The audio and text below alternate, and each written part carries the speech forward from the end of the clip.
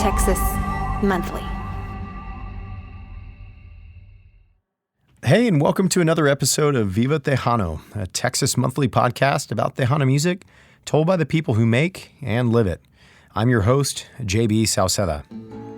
This week, I sat down in the studio with El Dusty.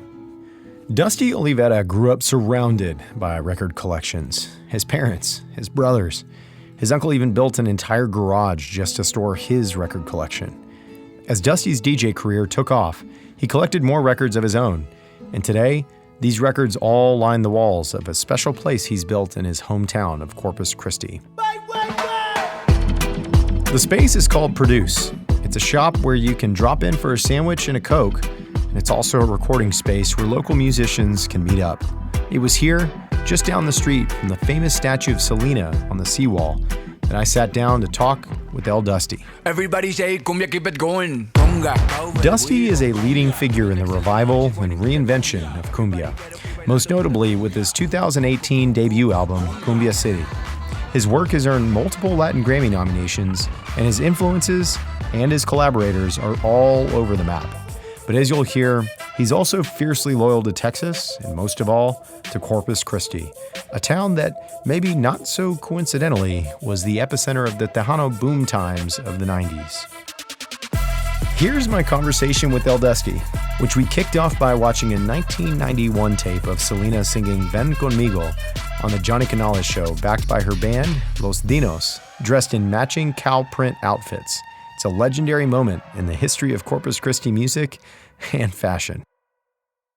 So we're here, we're going to talk about a few things, Tejano music more broadly, but I want to start with a clip of the show. The thing I'm going to show you are clips that, they're not on YouTube. These are clips that came out of the shed behind his house and a bunch of VHSs that we got.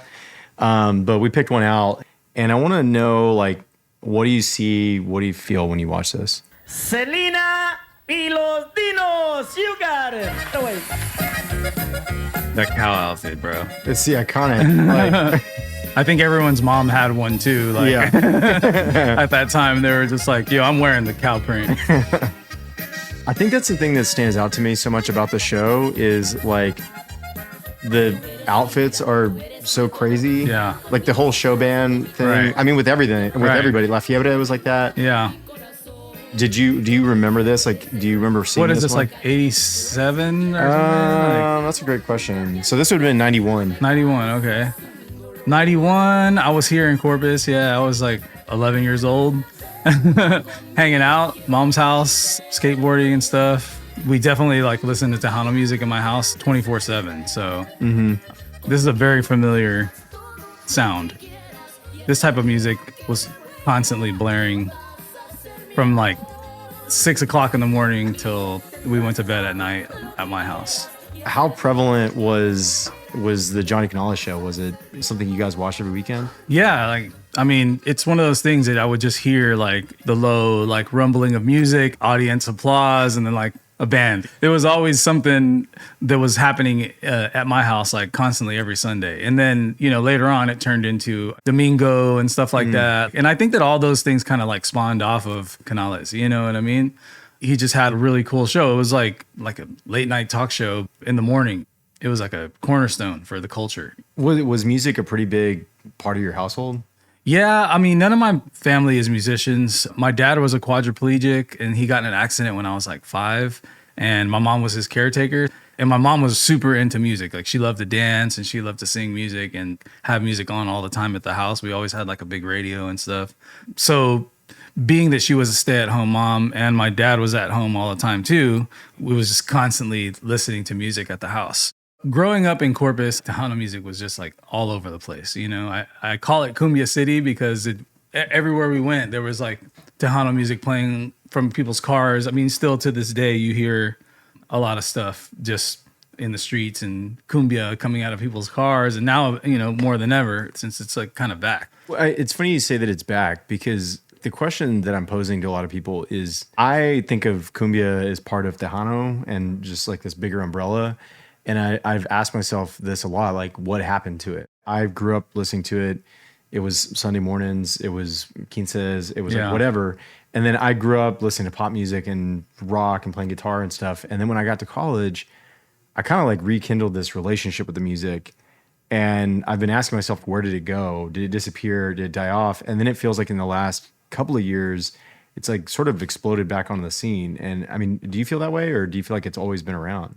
Well, Tejano as a genre, it's very broad. I think like if you ask some people, they'll say that Tejano is this keyboard-based style of Spanish music. And I didn't really know the definition of it growing up, but to me, Tejano was always like music from Texas, you know what I'm saying? So there was like rancheras, and you know, you just showed me like Selena would do different styles of music, cumbia included, and it's not necessarily Tejano, but she did it with Tejano flavor that you could only get from coming from Texas. So it's like Tejano was like a coat of paint on a bunch of other genres. Yeah. And I think that as it went, and like as the internet came up and as all these things, and you know, like with trends and all kinds of stuff, that it became this thing where like, oh, Tejano is only this type of music and you're not Tejano and this and that. And that's when it kind of, to me, it kind of died, you know, because it was like, okay, these like Tejano snobs, that only this style of music or only these type of people can do this kind of stuff. I mean, they just kind of imploded on themselves. And it's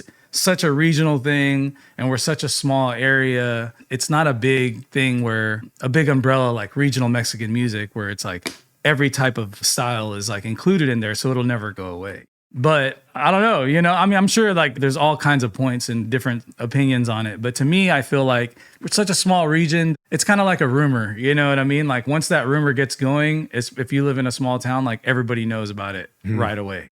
If one person says, oh, Tejano sucks, like all of a sudden everyone's saying, you know what I mean? And it's like, bro, like what happened? And, you know, I kind of feel like that's what happened with us. And then it just kind of died out, like the style died out and people started saying that things were corny and all kinds of things. And just like every other fad. And now those things are back 20 years later, 30 years later. I mean, it's like in my TikTok feed. There's random bands like covering Bobby Pulido and stuff. And what's funny about it is like in the comments, everyone's having this kind of, I described it yesterday, like you opened up a box of photos that you hadn't seen in a long time. And there are all these people kind of my age, your age, that are rekindling this relationship with it, which I think is kind of funny. But, you know, you've made a pretty big point to support the creative culture and the creative community in Corpus. Like, is Corpus the hometown or the kind of epicenter of it? I mean, Johnny Canales has obviously made it a huge thing here. Yeah, I feel like Corpus had a lot to do with it. You know, back in the day, it was kind of like the Tejano Hollywood. You know, there was all kinds of clubs here and like dance halls and stuff like that. And then there was labels came to like San Antonio and stuff like that, EMI Latin and all these guys. And then of course, Selena like made her base here, and Mr. Q built that big studio and all kinds of things. Freddie Records was doing their thing with a huge studio. And I think that like a lot of stuff came out of here and is still kind of coming out of here. It was kind of like the heartbeat of the whole thing. What are you trying to make it the heartbeat of? I do a lot of different styles of music. I love doing cumbia and I love doing regional Mexican music. I mean, yesterday we got Grammy nominated for Best Tejano Album. A first for me, because I'm not necessarily a Tejano producer, but I'll take it. Who is that nomination? Gabriela Martinez. Cool. She's a new girl that's been coming around. She sounds a lot like Selena, and like she's kind of going viral on TikTok because of that. I can love you, but I don't want this to fall apart.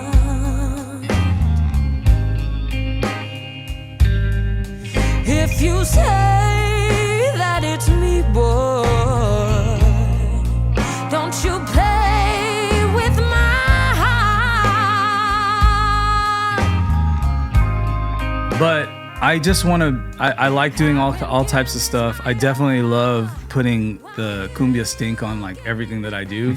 And I think that's part of growing up here is like, that's what I heard and that's what I was influenced by. If you grew up in rural area of Chicago, like, you know, you're doing dance music or hip hop music. And that's same over here. Like we're doing cumbia and regional Mexican music mixed with EDM and trap and rap and all kinds of stuff. I mean, you hear guys like Mexican OT, who's got one of the biggest rappers in the world right now. He's sampling all these Fito Olivares songs. It just don't get no better. Well, and that's where I was going to go with this was Johnny.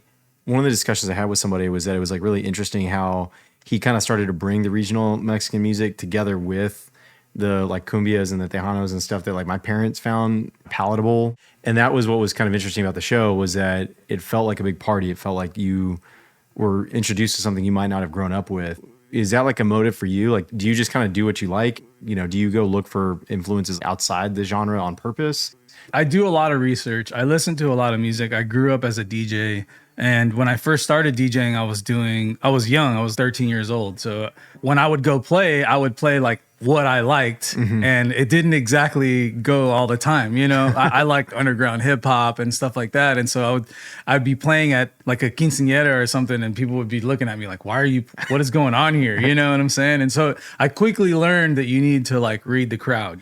And my mom was the one who taught me, like, yo, you got to play this. You got to play this. This is the kind of music people like. Like, play this song when you got a dance floor going. And she did teach me a lot about DJing and keeping my mind open and reading the crowd and stuff like that. Where did she learn that? Was that just she was a good host? She just like, yeah, she loved hosting people, like straight up. That's a great way to put it, because she, being at home all the time, when my dad had his accident, he built this house, and it was kind of big because he had an electric wheelchair and he needed to be able to turn around in all the hallways and stuff. So he needed the house to be sort of large. During that, with all that, my mom would host. They were cool. Like, they were in their 30s. You know, my mom's friends were always around. Like, even when we lived in the house that I was born in, we would always have barbecues, and cousins were always over at our house. So my mom was a great host. And then as it grew and they started being stay-at-home couple, yeah, there was always people at our house, man. You know what I'm saying? And I think that kind of translated over to me. I mean, I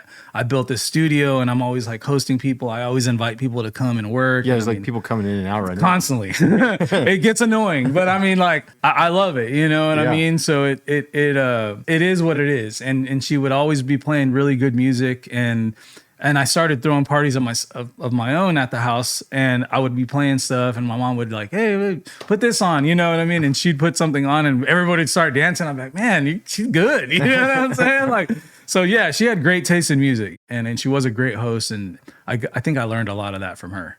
Like, that sort of thing is so important. I remember we were just over at a friend's, their kid's baptism, and everybody was having a good time, having beers, and then suddenly Stairway to Heaven came on, and she got like so upset. She's like, I cannot believe my husband is playing this right now. Like, this is not the vibe, you know? And you're killing us, bro. Yeah. So that couple will remain unnamed. But you know, like, you know, you've had a lot of professional success, and a lot of it stemmed from the business connections and stuff outside of Corpus. But why do you keep coming back? Why is it so important for you, in the way that it was for Johnny, to like promote Corpus and be a Corpus guy?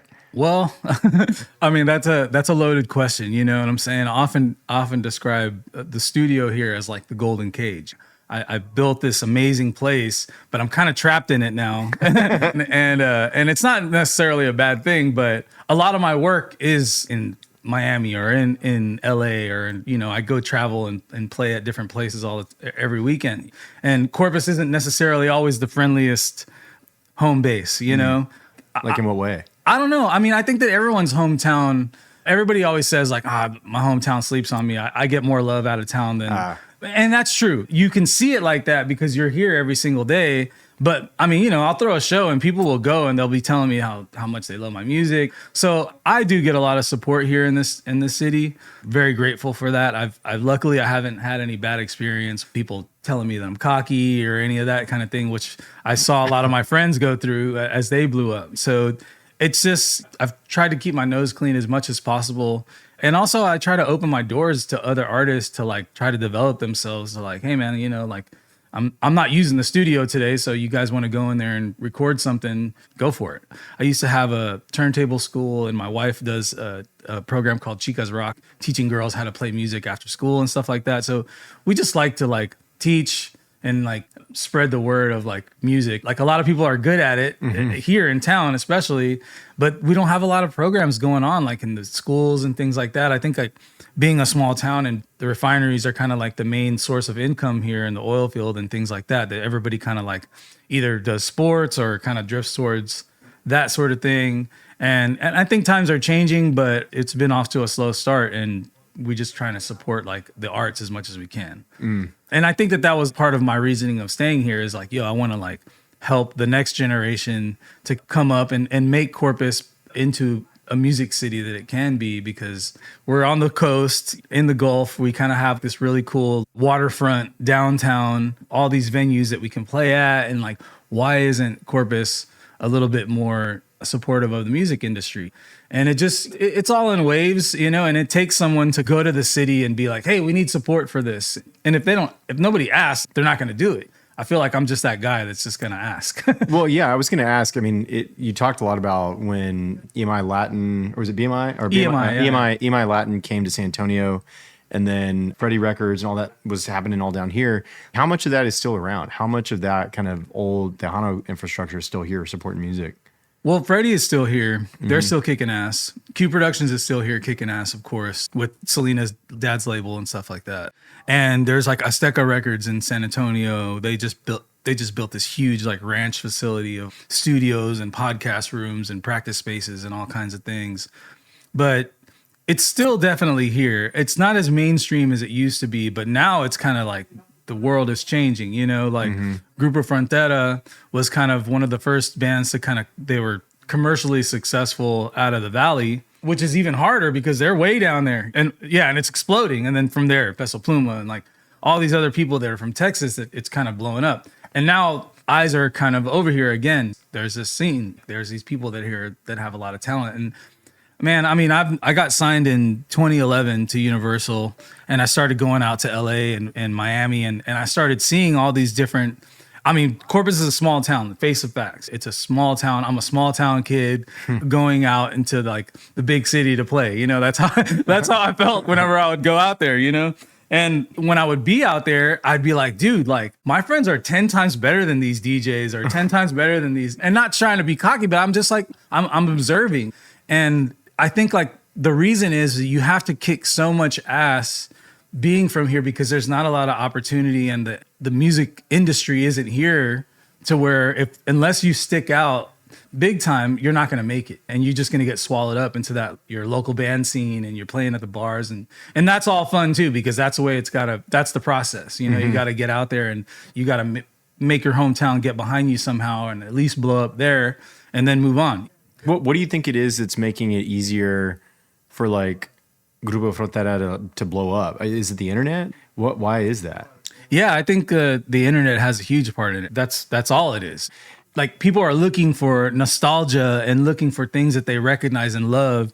And I think that's what happened. You know, like the mainstream heard this music, Grupo Frontera's music. I love Grupo Frontera, and they're one of the most talented bands that we have. But let's face the facts, like they make the music that we've been making here for years and years. You know? It's never stopped. It's the same shit as like style, not necessarily the same shit. These guys got amazing songs and amazing lyrics and amazing musicians, you know? So you have to stick out, you know? And that's what they did. They stuck out and they did it. Ya nada me hace reír, solo cuando veo las fotos y los videos que tengo de ti. Salí con otra para olvidarte y tenía el perfume que te gusta a ti.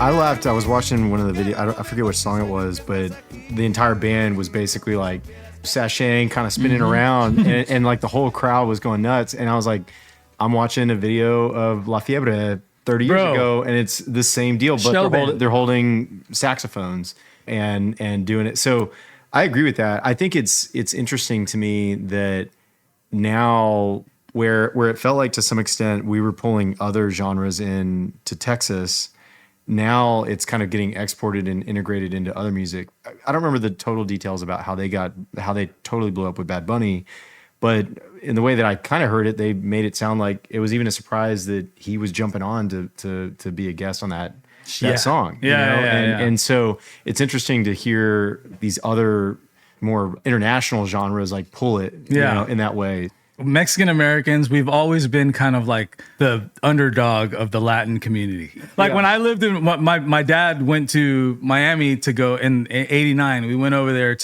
I'm going to get hated on for this, but we went over to Miami to because I tell my Puerto Rican friends and my Cuban friends this kind of stuff all the time, and they always like, shut up, man, like whatever. So we went over there and we experienced a lot of racism from other Latin cultures, from Puerto Ricans, from Cubans, you know, And dude, like they hated us over there. We were Mexicans. We were like nothing to them. And so one day my dad was just like, yo, we're out of here. Like we're not going to do this no more. Like I'm done. And so we just, from one day to the next, we just left. You know, he experienced it a lot. I mean, he was 34 years old at the hospital getting treated like crap because he was Mexican in the 80s, you know? And so that was kind of my experience of it. And I seen that a lot. And I also seen where I would go DJ at places like Miami and I would be playing cumbia and like everybody would be like, bro, you're not going to play no salsa. You're not going to play. And I get it. Like I would do that kind of stuff to feed the crowd. But when I would throw on my stuff, immediately they would come over and be like, yo, turn this off. This is crap, whatever. And I'd get hated on big time. And this is like 2013, 2014 or whatever. So I've seen it. So now to see those same people turn around and now they're wearing cowboy hats and now they're wearing big boots and they're listening to corridos in their garage and doing things. It's like, bro, we're all the same, you know, like no matter what culture you are, we all do the same stuff. We all hang out in our garage and we drink beer and do barbecue. We just sing about it. Welcome to this like amazing culture that we've been doing for years. So I dig it, you know, but it takes awareness, you know what I mean? Like it takes the internet, it takes like things to get people hooked. And that's what it was. Like back in the day, we're humble people, you know, we're not bragging about what we do all the time. You know, it's just our culture the way it is. So to get exposure to this kind of culture, it really helps. Now people can get into it. I mean, I think it's even outside of Latin on Latin. I kind of tripped out that, again, growing up where I grew up and with my family, Tejano music was like our thing. Yeah. And then I would talk to people who were not Tejano and they were like, oh, I don't really like the oompa oompa music. And they would kind of, you know, brush it off. But it felt like Selena was the gateway drug to the greater music. And then when I got to college, I found out that I had all these white friends who they grew up on Selena. They didn't really know what she was saying, but they liked the way it felt and they liked the songs. And so as I would kind of explain to them the lyrics of some of these songs, they're like, oh, this is basically country music, but in Spanish. I'm like, yes, exactly. It's exactly. We're all sitting in our garage drinking beer, man. You know what I mean? Like that's all. It's what every kind of music is like that. I mean, listen to rock, bro. It's the same exact thing. They're singing about love, heartbreak, getting drunk. You know what I mean? Like it's all the same thing. You know what I mean? So we do it in our own way. And now everyone's listening to that oompa oompa stuff. How do you feel like the music's evolving now? Like you've got like the drug music, basically like the subject matter has changed, right? Like that's happening in some ways, but but it's also like, are there technological things that are happening to Tejano or? I mean, yeah, there was like this symphony orchestra sort of style of Tejano music. And at that same time, there was this like ranchera roots sort of like a band with like a couple guys and that integrated together to become Tejano. And then Tejano was using keyboards as technology came along. You know what I mean? They were like, well, we can cut the symphony because we can do it all on the keys and we can have 2 keyboard players instead. And we can wear this rad costume and blah, blah, blah. And the cow print. Yeah. So that happened. And then the computers came out. So now it's happening through there and we're mixing, same thing. We're mixing stuff. We're using technology to mix these things together. The cumbia that's coming out right now in Argentina and like in Mexico and here in Texas and everywhere, it's blended and it's all about the internet and it's all about these different things that you can integrate together, you know, like they were doing back in the day. They had the symphony and they had the roots band. Let's put them both together and let's become Tejano. And then from there it became, okay, well, we got these electronic drum kits and we got drum machines and samplers and guys like A.B. Quintanilla and stuff like that started putting like rap beats into their cumbia songs. And then you got guys like me who came along and I was like, ooh, we can sample these old cumbia songs and we can make rap beats out of them. So like that's what I did.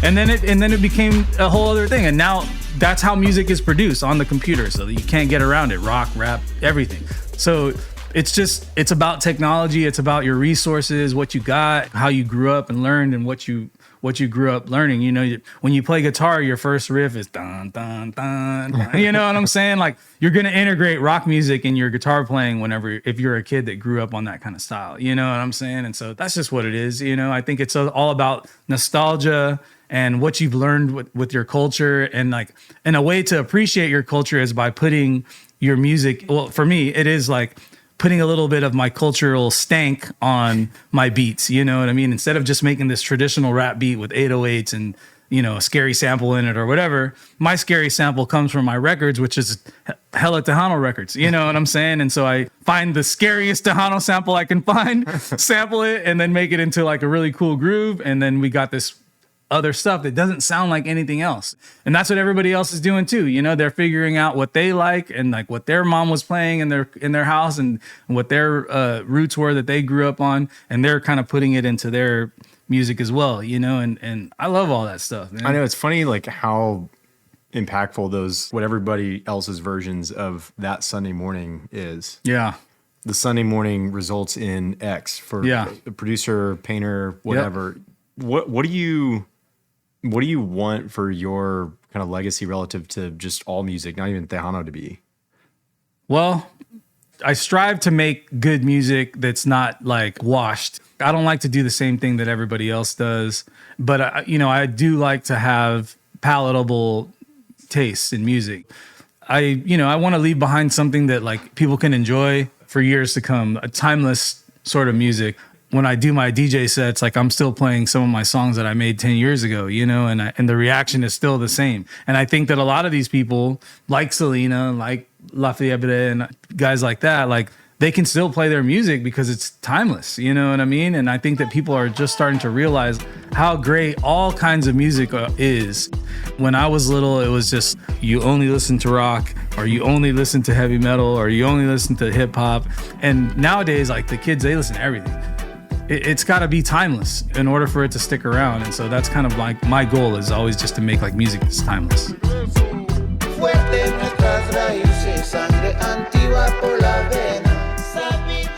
All right, that was my conversation with El Dusty.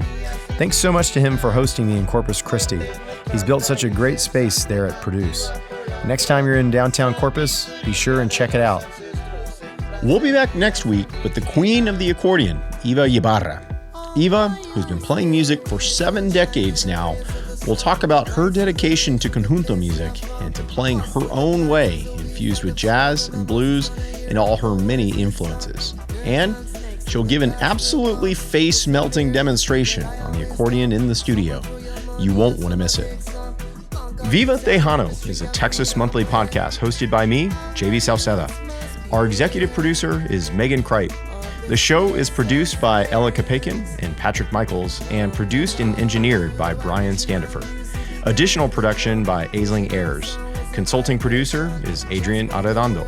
A huge thanks to our partners, Mirna Perez and Adrian Arredondo, for access to the Johnny Canales Show archives. Keep an eye out for the upcoming documentary, Take It Away, which chronicles the rise and fall of Tejano Hollywood. Artwork is by Jen Hare Tompkins and Victoria Milner. Thank you all for listening. Adios.